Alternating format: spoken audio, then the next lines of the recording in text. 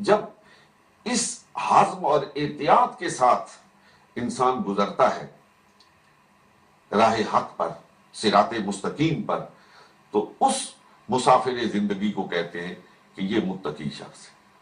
کیا بات۔ اور تقوی کی جو تعریف، تمام تعریفات کو سامنے رکھ کر میرے ذہن میں آتی ہے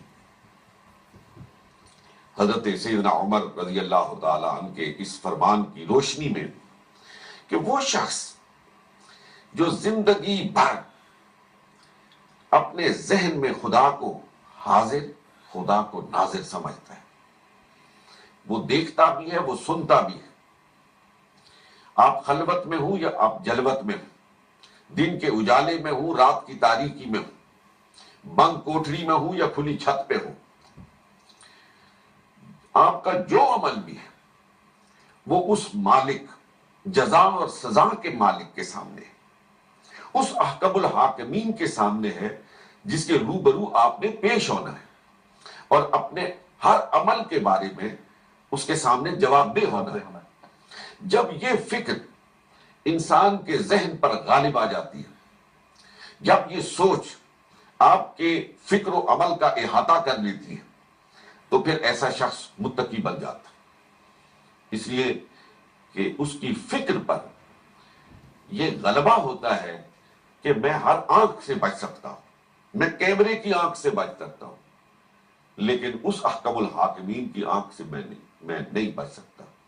اس سوچ کا حامل پھر کبھی بدی کا ارتکاب نہیں کرتا، اس سوچ کا حامل پھر کبھی راہ مستقیم سے فرار اختیار نہیں کرتا، ایسا شخص متقی ہوتا ہے۔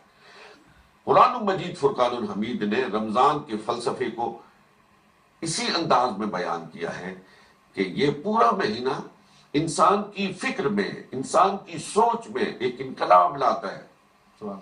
وہ بندوں کو دکھاتا نہیں ہے، اس کا براہ راست خدا سے تعلق قائم ہو جاتا ہے۔ وہ ایک بند کمرے میں بیٹھا ہوتا ہے، سخت گرمی میں بیٹھا ہوتا ہے، وہاں پہ فریج موجود ہے، وہاں پہ ٹھنڈا مشروب موجود ہے، وہاں کوئی دیکھنے والا نہیں ہے، لیکن اس کا عقیدہ محکم ہے کہ میرا رب مجھے دیکھ رہا ہے۔ وہ نہ فریج کو کھولتا ہے، نہ اس مشروب کی طرف دیکھتا ہے، وضو کرتا ہے اس کمال احتیاط کے ساتھ کہ کلی کرتے ہوئے کوئی قطرہ آب اس کے حلق سے نیچے نہ جائے۔ کون اس کے منہ میں دیکھ رہا ہے؟ کس کو وہ دکھا رہا ہے؟ کس کی آنکھ سے بچ رہا ہے؟ صرف خدائے بزرگ و برتر کی آنکھ سے۔ جب یہ کیفیت طاری ہو جاتی ہے تو انسان کی زندگی کے اندر ایک انقلاب برپا ہو جاتا ہے۔ پھر یہ سوچ، یہ فکر پھر انسان کے ہر عمل پر حاوی ہونا شروع ہو جاتی ہے، اور اسی لیے کہا گیا کہ الصوم جنہ، کہ روزہ ڈھال ہے، پھر روزہ بدی کے درمیان ڈھال بن کے کھڑا ہو جاتا ہے اور انسان تقوی اور طہارت کی منزل پہ فائز ہو جاتا ہے۔ صاحبزادہ صاحب، میں اسی بات کو آگے بڑھانا چاہوں گا، جیسے کہ نے بڑا عمدہ اس حوالے سے احاطہ کیا۔ صاحبزادہ صاحب، میں اسی حوالے سے، ہم اپنے اگر معاشرے کی بات کریں، کچھ انتقامی معاشرہ بنتا جا رہا ہے، ہم دل میں بغض رکھتے ہیں، کینہ رکھتے ہیں، ہم نے بدلہ لینا ہے، اور اگر کسی نے سلام نہیں کیا تو پھر ہم کیوں سلام کریں اور جواب دیں؟ ایسی صورتحال اور دل کی اس کیفیت کے ساتھ اگر ہم رمضان کا استقبال کریں گے تو کیا استفادہ ہوگا؟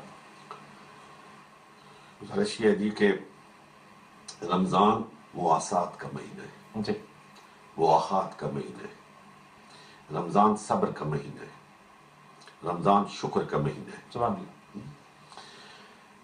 اگر یہ بنیادی صفات انسان کے اندر پیدا ہو جائیں، سب سے بڑی صفت صبر کی ہے اور شکر کی ہے، بے شک انسان کے اندر اگر یہ دو صفات پیدا ہو جائیں تو انسانی زندگی بڑی آسودہ ہو جاتی اور معاشرے میں امن اور امان آ جاتا۔ آج جو آپ ایک افتراق کی صورت دیکھتے ہیں، انتشار کی صورت دیکھتے ہیں، حسد ہے، کینہ ہے، بغض ہے، جذبہ انتقام ہے، دوسرے کو برداشت نہ کرنے کا ایک جذبہ پوری طرح بھڑکا ہوا ہے، یہ ساری کی ساری چیزیں اس وجہ سے کہ ہم میں سے برداشت نکلتی جا رہی ہے۔ رمضان شریف کا جو روزہ ہے وہ انسان کے اندر اس برداشت کی جو صفت ہے اس کو مہمیز لگاتا ہے۔ کیا بات، بے شک، کہ انسان بھوکا رہے، انسان پیاسا رہے، تو جہاں بھوک اور پیاس کو وہ صبر کے ساتھ برداشت کرتا ہے، وہاں اس کے ذہن میں اگر ذرا سی بھی سوچ رکھنے والا ہے، ذرا سا بھی شعوری کیفیت سے متصف ہے، تو وہ یہ ضرور سوچتا ہے کہ اگر میں آج صبح سے لے کے نماز فجر سے لے کے شام تک بھوکا ہوں، پیاسا ہوں، اور میری یہ کیفیت ہے، تو میرا وہ بھائی جو سال کے 12 مہینے اس کیفیت میں رہتا ہے، اس پہ کیا گزرتی ہوگی؟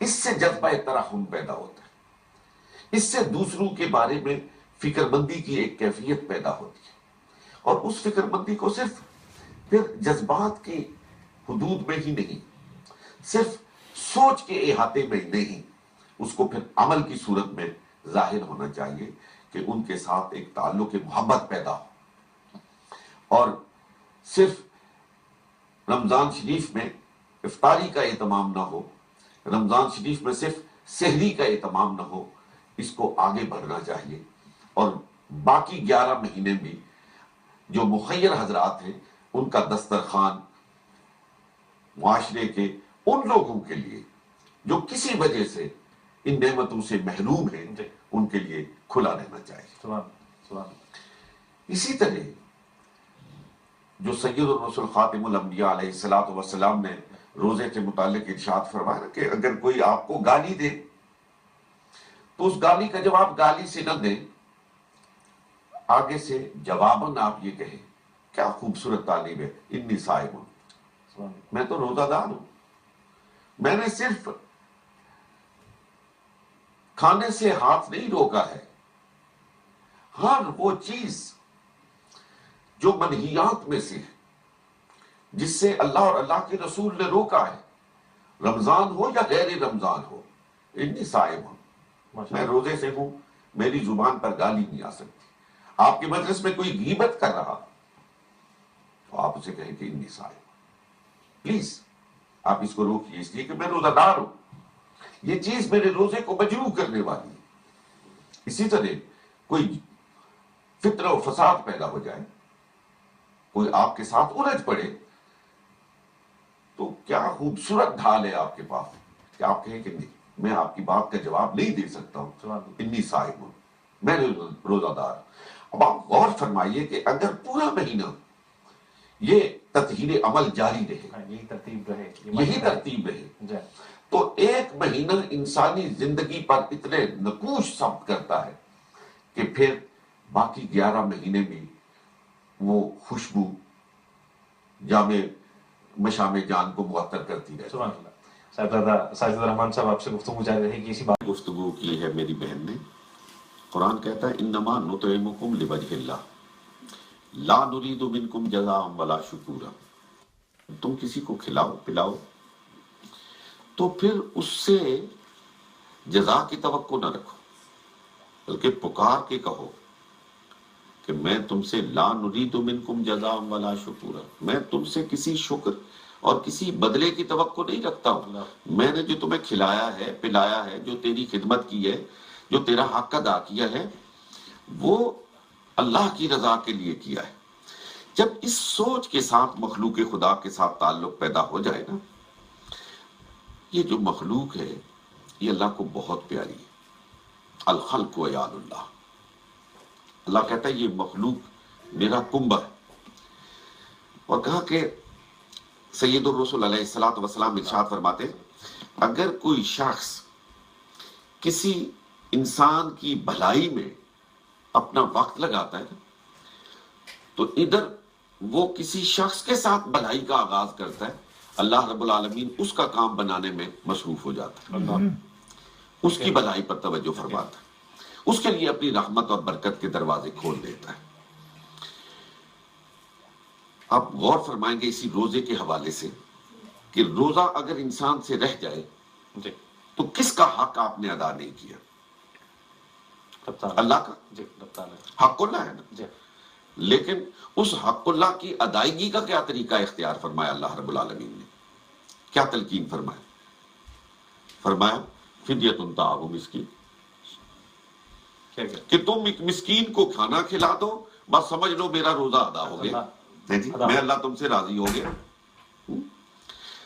تم روزہ رکھو، تم سحری لوگوں کو کراؤ، تم افطاری کرواؤ، پھر دیکھو میں تم پر اپنی رحمتوں اور برکتوں کے دروازوں کو کس طرح کھولتا ہوں.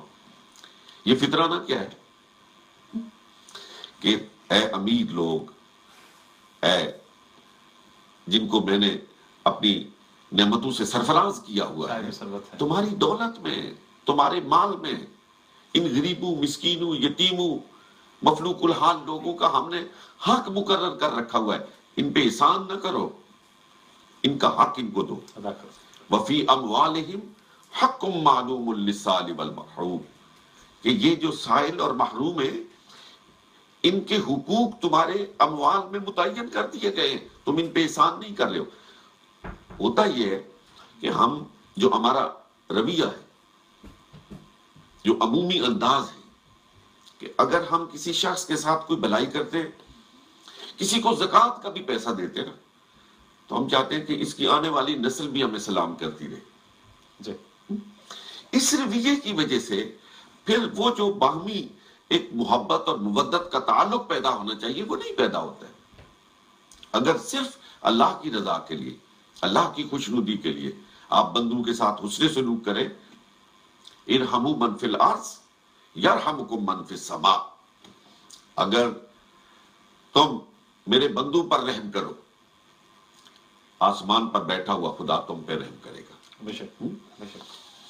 میں اس آج کے حوالے سے گفتگو کو تھوڑا سا آپ کی اجازت سے آگے بڑھاتے ہوئے، شروع میں گفتگو میں میں نے کہا تھا کہ اس کے بہت سے فضائل اور مناقب ہیں.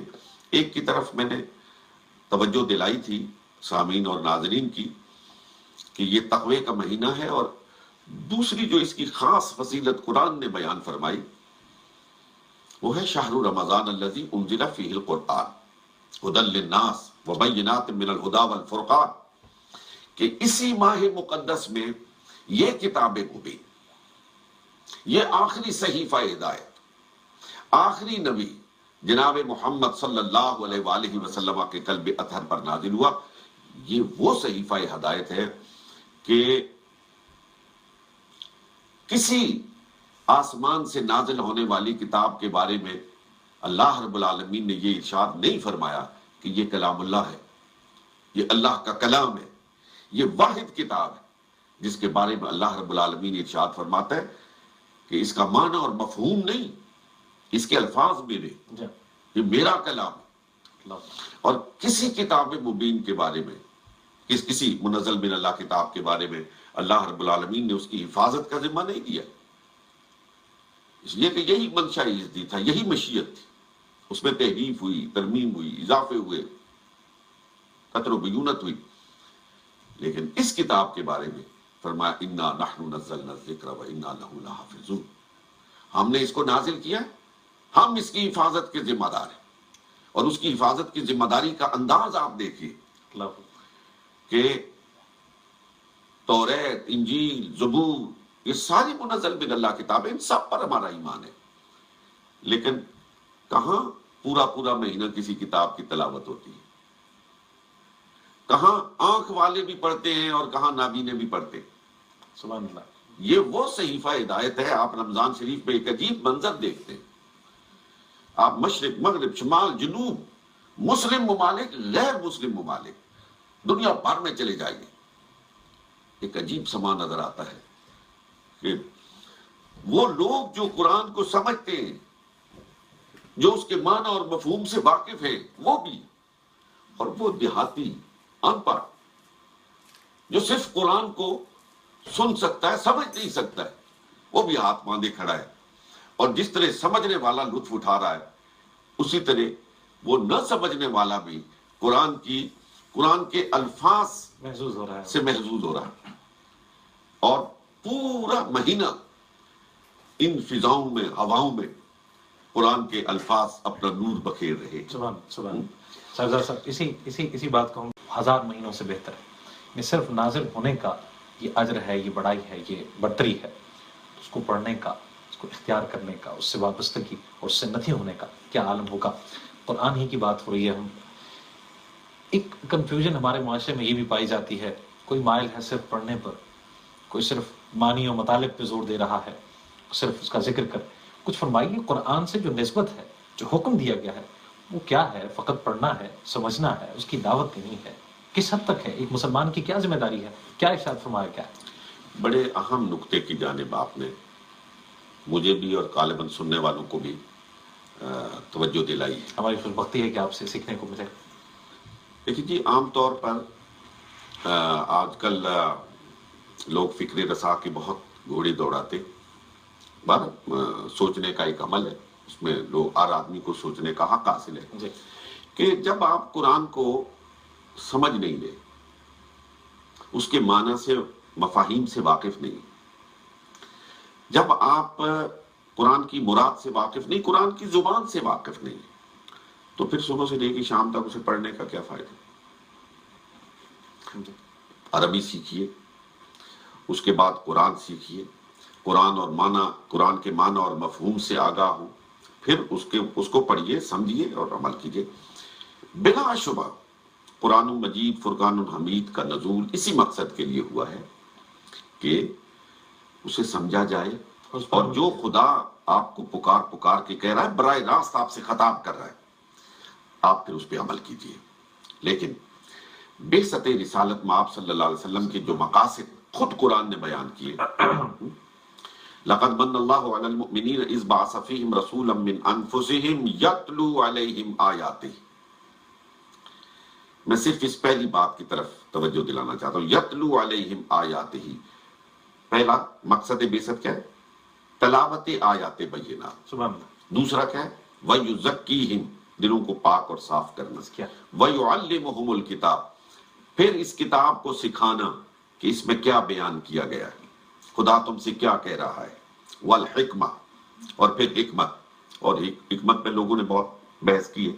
بہرحال اہل سنت کے مطابق اور ہمارے مفکرین، متکلمین کے مطابق اس سے مراد محمد الرسول اللہ صلی اللہ علیہ وسلم کی سنت مطہرہ ہے. سبحان اللہ. پہلا مقصد بعثت کیا ہے؟ تلاوت آیات بینات، صرف قرآن مجید فرقان الحمید کی آیات کی تلاوت کرنا. اور سید الرسل خاتم الانبیاء جناب محمد الرسول اللہ صلی اللہ علیہ وسلم کا ارشاد گرامی اس بات کو بالکل کھول کر واضح کر کے بیان کر دیتا ہے. آپ نے فرمایا کہ قرآن پڑھنے والا جب قرآن پڑھتا ہے تو ہر حرف کے بدلے میں اس کے نامہ اعمال میں 10 نیکیوں کا اضافہ کیا جاتا ہے. اب یہ بیان فرما کے آپ نے اس کی مزید وضاحت فرمائی. فرمایا اگر پڑھنے والا کہتا ہے الف لام میم، تو یہ الف لام میم ایک حرف نہیں ہے، یہ 3 حروف.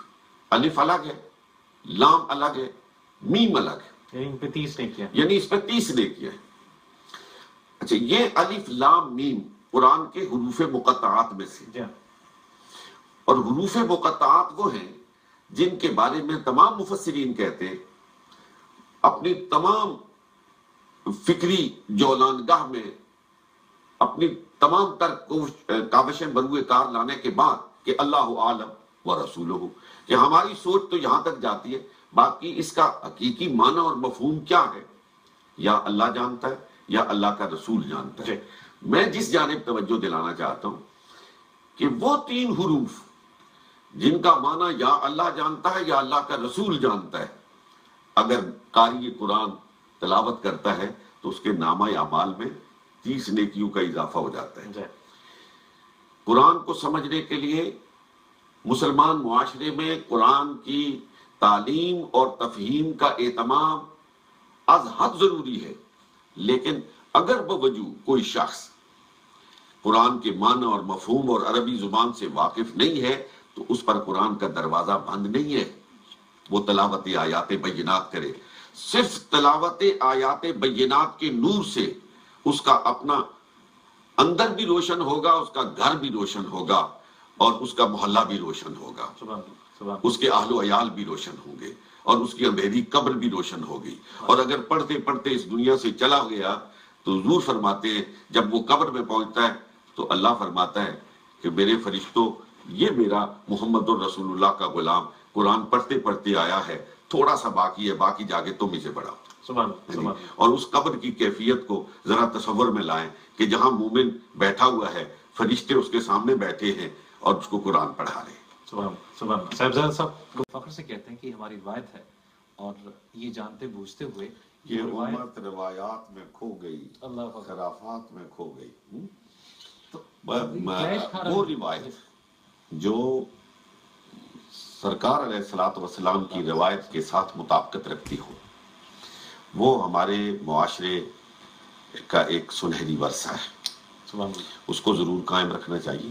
لیکن ایسی روایتیں جس سے معاشرے کے اندر ایک شکست و ریخت کا عمل ہو، جس سے دل آزاری کا سبب ہو، وہ روایات جو دین سے انحراف کا سبب بنے، ان سے گریز کرنا چاہیے، ان سے بچ کے رہنا چاہیے۔ باقی یہ جو سحری کا اہتمام ہے اور افطاری کا اہتمام ہے، جس طرح میری بہن نے کہا، ہمارا دین جو ہے نا جی، وہ اعتدال کا دین ہے، توازن کا دین۔ کیا بات! نہ وہ یہ کہتا ہے کہ کھانے پینے سے ہاتھ روک لو، نہ وہ یہ کہتا ہے کہ اتنا کھاؤ کہ وہ بیماری کا سبب بن جائے۔